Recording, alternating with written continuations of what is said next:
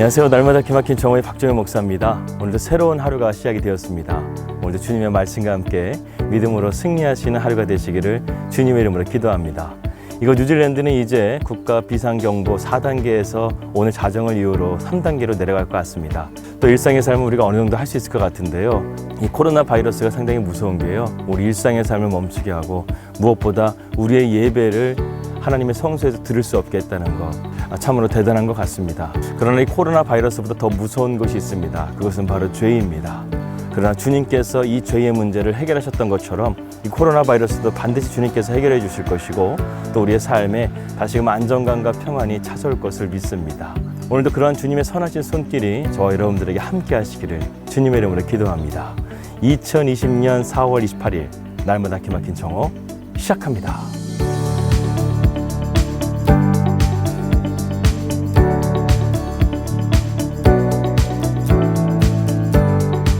한 성경학자가 재미있는 연구를 했습니다. 구약에 있는 선지자들 중에 가장 무식한 선지자와 가장 유식한 선지자를 나누는 연구를 했다는 것입니다. 여러분들도 한번 생각해 보시면 좋을 것 같습니다. 구약의 가장 무식한 선지자, 가장 유식한 선지자, 과연 누구였을까요? 그 성경학자의 연구 결과에 의하면요, 구약에서 가장 무식한 선지자는 호세아였고, 그리고 가장 유식한 선지자는 이사야나 예레미야인 줄 알았는데 그렇지 않고 에스겔이었다고 말을 합니다.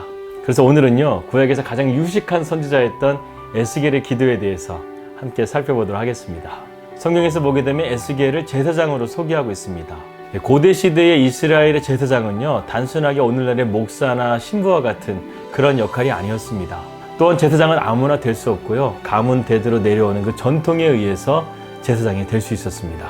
그래서 제사장의 직분은요, 백성들에게 존경도 받고 그런 권위도 있었습니다. 그런데 선지자나 예언자는 그렇지가 않았어요. 그들은 미래에 대해서 말하기 때문에 미래에 대한 암울한 소식들을 전하였던 선지자나 예언자들은요, 백성들에게 그렇게 환영받지 못하고 무시당하고 또 핍박을 받기도 했었습니다. 그런데 당시 제사장으로서 자기의 일을 열심히 하고 있던 에스겔에게 하나님께서 그를 예언자로 부르신 거예요. 그리고 그 입에서 나오는 하나님의 메시지들은요, 이스라엘 백성들을 향한 하나님의 심판에 대한 메시지였던 것입니다. 에스겔의 시대적인 상황을 잠깐 살펴보면요, 에스겔은 바벨론의 1세대였습니다. 그가 25살에 바벨론의 포로로 온 것으로 보여지고요. 그리고 오늘 그발 강가에서 그가 하나님을 만난 시점은요, 5년이 지난 그가 30살이 되었을 때 하나님을 만나게 된 것으로 학자들은 추정하고 있습니다.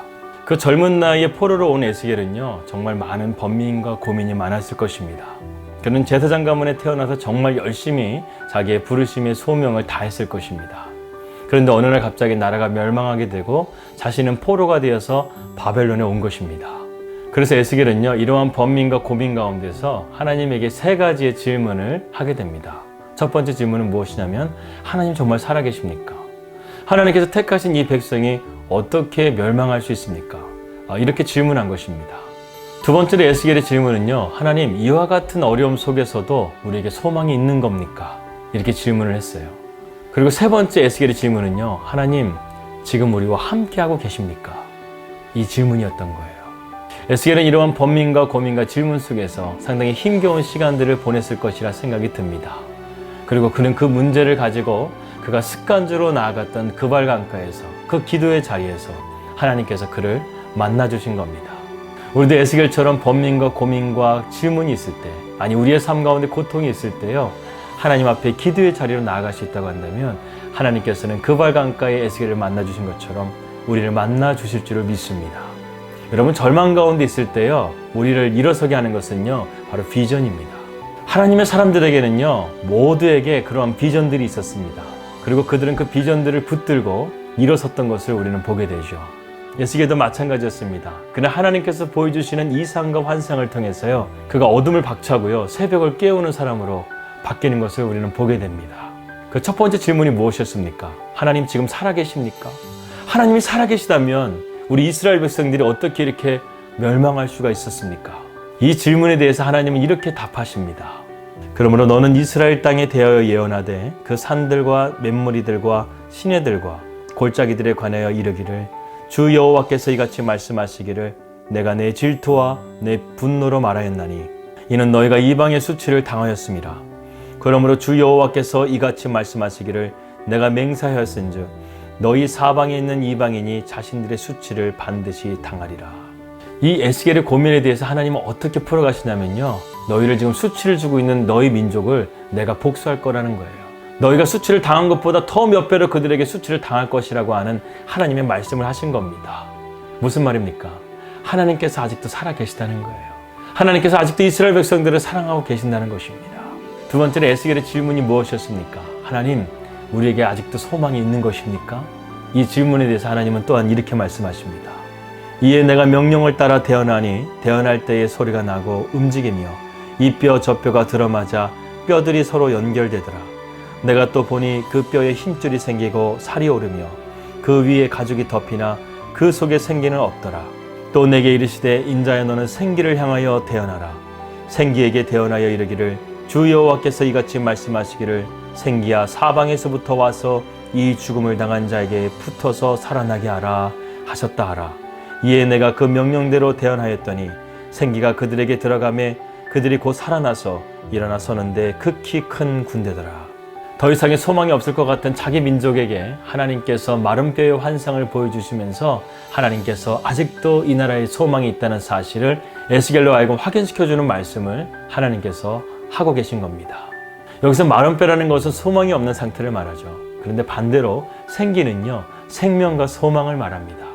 다시 말해서요, 하나님께서 이 이스라엘 백성들을 포기하지 않으시고 다시금 살아나게 하신다는 거예요. 이렇게 두 번째로 에스겔의 질문에 대해서 하나님은 말씀해 주셨습니다. 그리고 마지막 에스겔의 세 번째 질문이 무엇이죠? 하나님, 여전히 우리와 함께하고 계십니까? 이 질문이었습니다. 하나님은 이것에 대해서도 에스겔에게 답을 주셨습니다.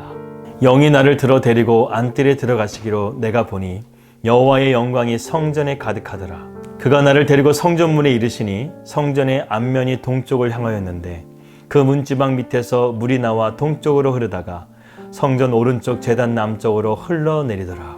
그가 또 나를 데리고 북문으로 나가서 바깥길로 꺾여 동쪽을 향한 바깥문에 이르시기로 본즉 물이 그 오른쪽에서 스며 나오더라. 그 사람이 손에 줄을 잡고 동쪽으로 나아가며 천척을 측량한 후에 내게 그 물을 건너게 하시니 물이 발목에 오르더니 다시 천척을 측량하고 내게 물을 건너게 하시니 물이 무릎에 오르고 다시 천척을 측량하고 내게 물을 건너게 하시니 물이 허리에 오르고 다시 천척을 측량하시니 물이 내게 건너지 못할 강이 된지라. 그 물이 가득하여 헤엄칠 만한 물이요 사람이 능히 건너지 못할 강이더라.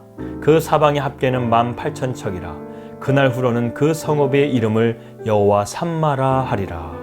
여러분, 에스겔의 세 번째 고민은요, 하나님이 우리와 여전히 함께 하십니까? 이 고민이었습니다. 그런데 하나님께서 어떻게 응답하셨나요? 정말 놀라운 환상을 통해서요, 우리에게 함께 하신다고 말씀해 주고 있습니다. 너희가 새로운 성전에서 그리고 하나님 앞에서 온전하게 하나님 앞에 예배를 드릴 수 있다는 것을 에스겔로 하여금 보여준 것입니다. 한마디로 말해서요, 이스라엘의 예배가 다시금 회복된다는 것이죠. 여러분, 예배가 회복된다는 것이 무슨 말입니까? 하나님이 여전히 우리와 함께 하신다는 것을 의미하는 것이잖아요. 오늘 이 에스겔의 환상을 보게 되면요, 상당히 놀랍습니다. 에스겔이 가만히 보니까요, 그 성전 문지방에서 물이 차는데요, 그것이 점점 차더니만 강이 되어 가지고요, 세상으로 퍼져나가기 시작한다는 것입니다. 마찬가지로 우리의 삶에 하나님 앞에 우리가 신령과 진정으로 예배할 수 있다고 한다면 성령의 강이 이 세상을 덮어버려서요, 소망 없는 이 땅 가운데 참된 소망과 생명을 거두게 하신다는 것입니다. 이러한 일이 있은 후에 온 세상이 하나님의 나라로 정립되기 시작합니다. 각 지파에 해당하는 몫이 주어지고 그리고 그 중심에 하나님의 성소가 세워지게 됩니다. 그리고 그 성읍에는 각 지파에 해당하는 12개의 문이 세워지게 되고 이 모든 일이 마친 후에 그 성의 이름을 여호와 삼마라고 칭호합니다. 여호와 삼마, 무슨 뜻입니까? 하나님이 우리와 함께 하신다는 거예요. 에스겔이 지금 나라가 포로로 잡혀지게 되고 나라의 소망이 전혀 보이지 않는 상황 가운데서 하나님 여전히 우리와 함께 하십니까? 이 질문 가운데서요, 하나님은 강력하게 에스겔에게 말씀하신 겁니다. 여러분, 제가 기도 시리즈를 시작하면서요, 기도는 거룩한 고민이다 이렇게 말씀을 드렸습니다. 예, 맞습니다. 기도는 바로 우리의 문제와 고민 앞에서 시작됩니다. 우리는 그 문제를 하나님께 가져가고 하나님은 그 문제에 대해서 우리에게 답을 주시는 것, 이것이 바로 우리의 기도인 것입니다. 그래서 우리가 하나님 앞에 최선의 길은요, 기도인 거예요. 지금 우리가 코로나로 인해서 고통받고 있습니다. 해결한다고 하더라도 그 지혜를 누가 주셔야 될까요? 바로 하나님이십니다. 또 코로나 이후에 오는 후폭풍으로 경제의 위기, 전쟁의 위기, 대환란을 우리가 어떤 수로 막을 수가 있겠습니까? 누가 지켜줘야 하겠습니까? 바로 하나님이십니다. 여러분, 하나님은 우리의 기도에 응답하시는 하나님이십니다. 여러분의 고민과 어려운 문제들을요, 하나님 앞에 가지고 나오십시오. 진짜 신앙인은요, 자신이 고민하는 그 문제를 하나님께 가져가는 사람입니다. 그리고 그 기도의 결론을 하나님께 두는 것입니다. 우리가 그 문제를 하나님께 가져갈 수 있다고만 한다면 모든 문제의 답을 알고 계시는 하나님께서 하나님의 때에 응답하여 주실 믿습니다. 하나님, 우리는 인생의 문제 앞에 많은 고민과 번민을 할 때가 있습니다. 그러나 그 문제와 고민을 우리의 힘으로 해결할 수 없는 우리의 연약함을 발견하게 됩니다.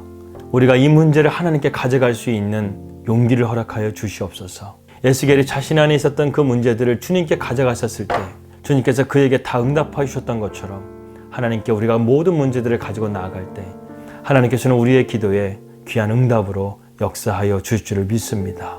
우리의 인생의 답을 하나님께 찾을 수 있는 그런 믿음의 자리로 나아갈 수 있도록 인도하여 주시옵소서. 예수님의 이름으로 기도합니다. 아멘. 오늘 기도 제목입니다. 이곳 뉴질랜드 땅 가운데 성령의 새바람이 불 수 있도록 기도해 주시고요. 또한 저의 가정이 주님 안에서 이 땅 가운데 잘 안착하고 또 그리고 에스겔처럼 문제 앞에서요, 우리가 하나님께 답을 구할 수 있는 기도의 자리로 더 나아갈 수 있도록 기도해 주시길 바라겠습니다. 그리고 코로나 바이러스가 하루빨리 끝나서요, 우리의 삶에 안정이 찾아오고 하나님 앞에 진정으로 예비하고 또한 우리의 믿음을 더욱더 견고하게 해서요, 앞으로 어떤 문제들이 다가온다 할지라도 하나님을 신뢰할 수 있는 그 믿음의 자리로 나아갈 수 있기를 우리 함께 계속해서 기도했으면 좋겠습니다. 평안한 하루 되시고요. 저는 내일 뵙도록 하겠습니다. 우리 믿음으로 승리합시다. 할렐루야!